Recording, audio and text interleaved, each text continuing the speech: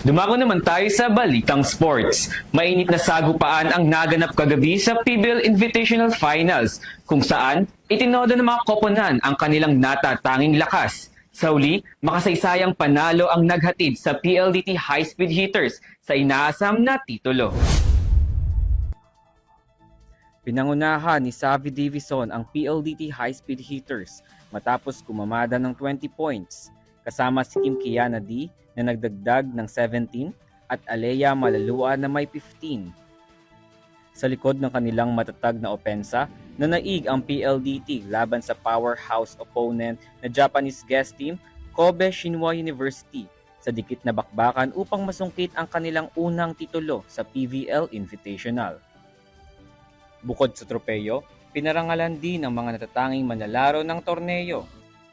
Best outside hitters sila Gemma Galanza ng Creamline Coal Smashers at Nagisa Komatsuda ng Kobe Shinwa University.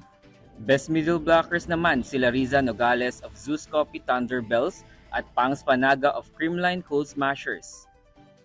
Best opposite spiker naman si Ara Galang ng Cherry Tigo Crossovers.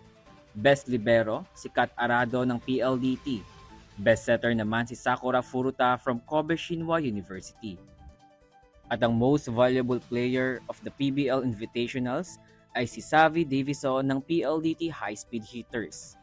Ang panalo ng PLDT ay tinuturing na makasaysayan sapagkat ito ang kanilang kauna-unahang kampyonato sa PBL Invitational. Bukod pa rito, kinilala rin si Kat Arado bilang Finals MVP matapos ipakita ang kanyang matatag na depensa na naging susi sa tagumpay ng High Speed Hitters.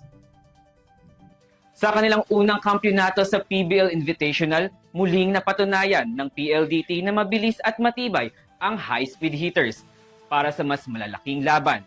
Para sa EuroTV News, Dan Duhilio, sumasaludo sa bawat Pilipino.